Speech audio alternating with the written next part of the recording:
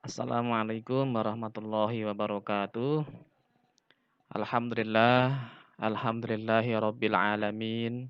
Wassalatu wassalamu ala nabiyyina Muhammadin wa ala alihi wa sahbihi ajma'in amma ba'du. Anak-anakku sekalian, kelas 7 MTS Muhammadiyah 1 Samarinda yang semoga senantiasa dirahmati Allah Subhanahu wa taala. Alhamdulillah ini pertemuan kita yang pertama di tahun ajaran ini dan Bapak insya Allah akan menyampaikan materi tentang mata pelajaran IPS terpadu. Dan untuk sementara ini situasi pandemi yang masih memaksa kita untuk melakukan kegiatan belajar mengajar dengan metode daring. Semoga anak-anakku semua tetap semangat, tetap termotivasi sehingga materi-materi yang disampaikan oleh Bapak Ibu guru tetap disimak dengan baik, dipelajari dengan baik, dan semoga bisa dikuasai. Anak-anakku sekalian yang semoga dirahmati Allah Subhanahu wa taala. Nah, ini sebelum masuk ke materi, nah ini adalah Bapak ya. Nama Bapak ini Kusyanto dan Bapak memegang mata pelajaran IPS terpadu. Kalau untuk profil atau biodata yang lebih lengkap, nah kemarin anak-anakku sekalian sudah melihat data dan profil dalam materi Matsama ya. Nah, bisa dilihat kembali. Nah, anak-anakku sekalian yang semoga dirahmati Allah, pada bab yang pertama, pelajaran IPS terpadu ini kita akan membahas tentang konsep ruang dan interaksi antar ruang di Indonesia serta pengaruhnya terhadap kehidupan manusia. Nah, anak-anakku sekalian, kondisi keruangan wilayah Indonesia itu terdiri atas gugusan pulau-pulau ya. Jadi Indonesia itu maka kenapa disebut dengan Nusantara? Karena memang terbagi atas atau terdiri atas gugusan pulau-pulau yang terbentang dari Sabang di Aceh sana sampai dengan Merauke di Papua. Nah, karena letak Indonesia itu bisa dilihat dari 3 aspek. Yang pertama adalah letak secara astronomis yang berdasarkan kepada garis lintang dan juga garis bujur ya. Kemudian juga letak geografis. Letak geografis ini nanti akan berbicara tentang batas-batas wilayah. Dan kemudian juga letak geologis. Ini juga kemudian akan berkaitan dengan kondisi bebatuan, termasuk juga pegunungan yang ada di Indonesia. Nah, letak astronomis itu nanti berpengaruh terhadap pembagian daerah waktu dan juga iklim. Makanya di Indonesia itu terbagi menjadi 3 daerah waktu. Ada waktu Indonesia Timur, waktu Indonesia Tengah, dan waktu Indonesia Barat. Nah, itu terjadi karena adanya letak astronomis. Kemudian juga letak geografis itu sangat berpengaruh terhadap jenis flora dan fauna, potensi sumber daya alam, dan juga proses interaksi antar ruang di Indonesia. Makanya anak-anakku sekalian, jenis-jenis flora dan fauna di Indonesia bagian barat, di Indonesia bagian timur, itu berbeda-beda, ya, berbeda-beda karena, kondisi berdasarkan kepada letak geografisnya. Adapun letak geologis berpengaruh terhadap relief daratan di Indonesia. Jadi, apa saja nanti pengaruh kondisi keruangan wilayah Indonesia terhadap kehidupan masyarakat dalam aspek sosial, ekonomi, budaya, dan pendidikan. Maka mari kita bahas materi kita pada kesempatan hari ini. Nah, kita mulai hari ini membahas tentang pengertian ruang dan interaksi antar ruang terlebih dahulu ya, sebelum kita akan mengarah kepada materi-materi berikutnya. Apa sih itu ruang dan juga interaksi antar ruang, anak-anakku sekalian? Ilmu geografi tidak dapat dilepaskan dari aspek ruang, ya. Hal itu karena inti kajian geografi itu terkait masalah ruang atau tempat. Karena geografi itu adalah pengetahuan yang membicarakan dan membahas tentang kehidupan manusia dengan segala perilakunya serta gejala alam yang terjadi di sekitarnya. Sementara itu, ruang atau space merupakan suatu tempat keberadaan manusia yang bersifat fisik ataupun hubungan-hubungan sosial serta memiliki perbedaan dan persamaan aspek kehidupan yang ada di dalam ruang tersebut. Sementara itu interaksi antar ruang, ya. Ruang dapat diartikan sebagai suatu tempat di mana seseorang dapat melakukan segala kegiatannya. Jadi ruang itu adalah di mana manusia, kita semua ini di dalam kelompok melakukan aktivitas kegiatannya. Dalam suatu ruang tersebut akan selalu terjadi hubungan yang kemudian disebut dengan interaksi. Manusia di dalam mencoba untuk memenuhi kebutuhannya pasti akan memerlukan orang lain. Maka kenapa di dalam kehidupan sosial di dalam masyarakat pasti akan terjadi interaksi antara eh, manusia satu dengan manusia yang lain, baik itu individu dengan individu, individu dengan kelompok maupun kelompok dengan kelompok. Nah, ini misalnya adalah hubungan atau interaksi manusia dengan alam sekitar dan hubungan atau interaksi antara warga desa dengan warga kota. Karena adanya saling membutuhkan, ya, antara, eee, daerah satu dengan daerah lain dan juga antara warga desa dengan warga kota. Karena ada yang ada di kota tetapi tidak ada di desa, dan ada juga yang tersedia di desa tetapi tidak ada di kota. Sehingga nanti mereka akan saling membutuhkan, saling melengkapi, terjadilah interaksi di sana. Interaksi terjadi sebagai salah satu bentuk aktivitas manusia. Ya, interaksi dapat terjadi karena beberapa hal, ya. Contoh, interaksi yang terjadi antar manusia yang berbeda tempat. Jadi manusia yang ada di desa dengan yang ada di kota. Itu terjadi interaksi muncul karena perbedaan ketersediaan alat penunjang aktivitas manusia. Ya, misalnya di desa itu tersedia akan hasil-hasil pertanian. Jadi untuk kebutuhan pokok hidup manusia itu tersedia di sana. Baik itu bahan makanan pokok termasuk sayuran, ya. Sementara di kota itu akan terjadi atau tersedia alat-alat kebutuhan yang berkaitan dengan industri. Ya, termasuk juga alat-alat elektronik yang mana itu juga dibutuhkan. Ya, jadi ketika pertanian nanti juga memerlukan alat-alat atau teknologi-teknologi, maka juga pasti akan membelinya dari kota atau membutuhkan itu dari masyarakat kota. Begitu juga sebaliknya, masyarakat kota ketika untuk memenuhi kebutuhan hidupnya sehari-hari, ya pasti kemudian akan juga mendatangkan beras, sayur, dan lain sebagainya dari masyarakat yang ada di pedesaan. Nah, anak-anakku sekalian yang semoga dirahmati Allah. Nah, dari R. Bintarto, dari pusat ke arah lingkaran-lingkaran luar, ya. Tadi ini berkaitan dengan interaksi antara masyarakat desa dengan masyarakat kota.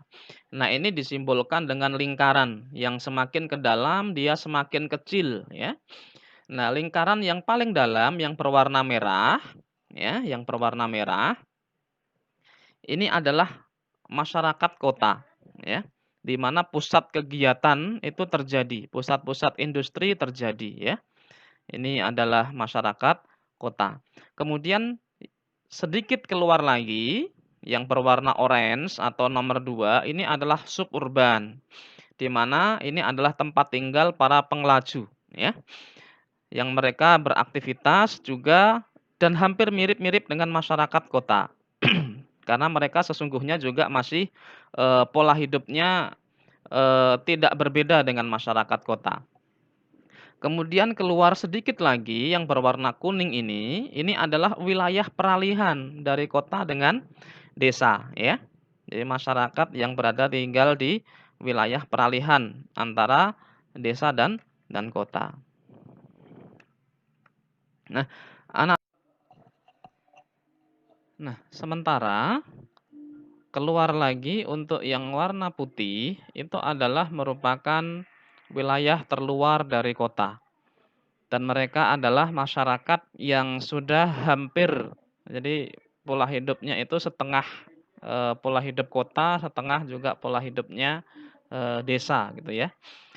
Kemudian yang warna hijau, yang nomor 5 itu adalah wilayah dengan penggunaan lahan campuran ya. Sementara yang warna biru paling luar itu adalah masyarakat pedesaan. Nah, masing-masing warna ini, lingkaran dengan warna masing-masing ini, mereka itulah yang, disebut dengan ruang dan kemudian mereka nanti akan melakukan interaksi antar ruang-ruang yang ada gitu ya, di mana mereka tinggal dalam rangka untuk memenuhi kebutuhan hidupnya sehari-hari. Nah, anak-anakku sekalian, interaksi yang terjadi dalam suatu keruangan itu terjadi karena adanya faktor-faktor yang mempengaruhi, ya. Ada 3 faktor utama yang mendasari atau mempengaruhi timbulnya interaksi keruangan, ya. Ketiga faktor itu yang pertama adalah adanya wilayah-wilayah yang saling melengkapi, karena masing-masing wilayah memiliki sumber potensial yang berbeda atau regional complementarity.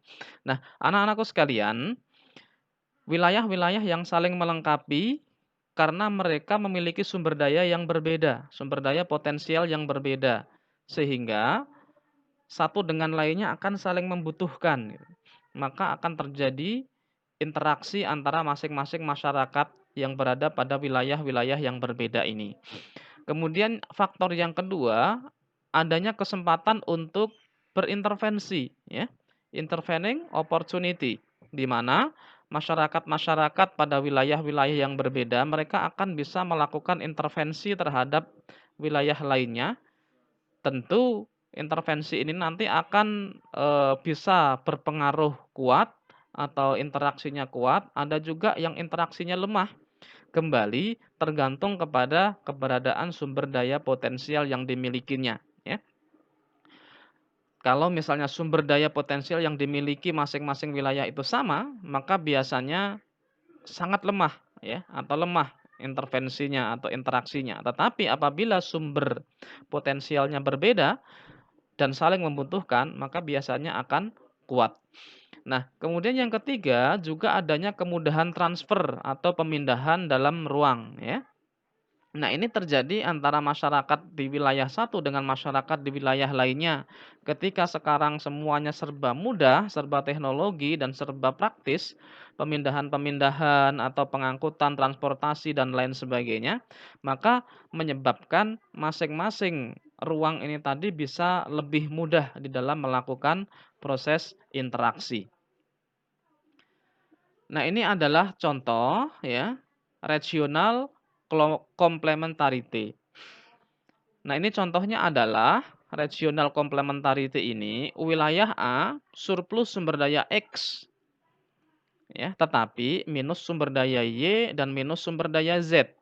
Sementara wilayah B surplus sumber daya Y tetapi mereka minus sumber daya X dan minus sumber daya Z. Wilayah C surplus sumber daya Z tetapi mereka minus sumber daya X dan juga minus sumber daya Y.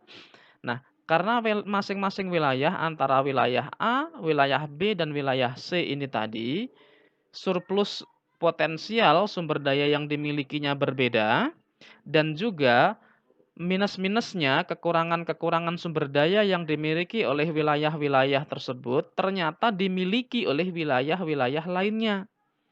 Seperti halnya wilayah A minus sumber daya Y, tetapi ternyata sumber daya Y itu dimiliki oleh wilayah B, sehingga akan terjadi interaksi, ya, adanya hubungan ketergantungan. Dan juga wilayah A ini minus sumber daya Z, dan ternyata sumber daya Y ini dimiliki oleh wilayah C, sehingga juga akan ada ketergantungan antara wilayah A terhadap wilayah C. Dan ternyata juga wilayah B ini minus sumber daya X dan ternyata sumber daya X dimiliki oleh wilayah A. Nah, sehingga terjadilah interaksi lagi gitu. Dan juga wilayah B minus sumber daya Z dan itu dimiliki oleh wilayah C. Nah, begitu juga wilayah C minus sumber daya X dan ternyata dimiliki oleh wilayah A. Dan minus sumber daya Y dan ternyata dimiliki oleh wilayah B ya. Jadi masing-masing wilayah, masing-masing ruang ini tadi karena surplus dan minusnya berbeda dan kekurangannya dimiliki oleh wilayah-wilayah lainnya, maka akan menimbulkan hubungan ya, interaksi, keterikatan. Nah, anak-anakku sekalian, tentu sebagai suatu contoh adalah ya misalnya masyarakat di Jawa ya, yang notabene mereka di sana adalah pusat-pusat industri. Kemudian juga mungkin masyarakat di Maluku, di sana adalah pusat perikanan ya. Kemudian juga masyarakat di Kalimantan misalnya kaya akan hasil hutan. Jadi masyarakat di Kalimantan sebenarnya kita ini membutuhkan ikan, kalau misalnya kekurangan ikan bisa bergantung atau mendatangkan dari Maluku. Begitu juga kalau memerlukan, hasil-hasil industri, produk-produk tertentu bisa mendatangkan dari Jawa. Begitu juga ketika masyarakat Jawa, mereka kekurangan hasil hutan, mendatangkan dari Kalimantan, ya. Dan kalau kekurangan ikan bisa mendatangkan dari masyarakat yang ada di Maluku. Begitu juga dengan yang ada di Maluku, ketika mereka misalnya kekurangan hasil hutan bisa mendatangkan dari Kalimantan. Ya, misalnya tentu rotan ya, kelapa sawit dan lain sebagainya. Misalnya juga mereka memerlukan barang industri bisa, mendatangkannya dari Pulau Jawa atau masyarakat yang ada di Jawa. Jadi ketergantungan di sinilah yang kemudian terjadi regional complementarity. Nah, kemudian yang tadi faktor kedua yaitu adalah intervening opportunity ya, di mana wilayah A, wilayah B, dan wilayah C kalau di dalam, pola ini Anda bisa lihat anak-anakku sekalian, kayak wilayah A ini sebenarnya dia surplus sumber daya X, tetapi dia minus sumber daya Y. Sementara wilayah B, dia surplus sumber daya Y, minus sumber daya X, ya. Ternyata ada juga wilayah C, di mana sumber daya wilayah C ini memiliki dua-duanya. Dia surplus baik sumber daya X maupun sumber daya Y. Nah, sehingga ini bisa, menjadi salah satu, sebab interaksinya kuat atau lemah gitu ya, kuat atau lemah. Misalnya wilayah A, wilayah ini dia kekurangan sumber daya Y, ternyata bisa disuplai oleh wilayah C yang kebetulan dia juga memiliki kelebihan sumber daya Y. Wilayah B, dia minus sumber daya X dan ternyata juga itu dimiliki oleh wilayah C. Ya, karena wilayah C ini surplus baik X maupun Y sehingga dia bisa mensuplai kebutuhan eh, wilayah A akan sumber daya Y dan dia juga bisa mensuplai kebutuhan masyarakat di wilayah B yang kekurangan sumber daya X. Nah, karena kekurangan wilayah A dan kekurangan wilayah B ini bisa dipenuhi, diintervensi dengan kuat oleh wilayah C, sehingga hubungan antara wilayah A dengan wilayah B ini intervensinya atau interaksinya menjadi lemah ya, menjadi lemah. Walaupun juga mungkin akan terjadi interaksi, tetapi tentu tidak akan sekuat, interaksi yang terjadi dengan masyarakat di wilayah C, karena mereka melakukan interaksi, intervensi karena bisa mensuplai kebutuhan dari, wilayah A dan juga wilayah B. Nah ini, anak-anakku sekalian yang semoga dirahmati Allah, semoga bisa dipahami materi yang Bapak sampaikan. Tetap bersemangat, jaga kesehatan selalu ya, protokol kesehatan diperhatikan, selalu taat dan patuh dengan kedua orang tua. Semoga pandemi ini segera berakhir dan kita bisa belajar bertatap muka di kelas. Kurang lebihnya mohon maaf lahir batin. Assalamualaikum warahmatullahi wabarakatuh.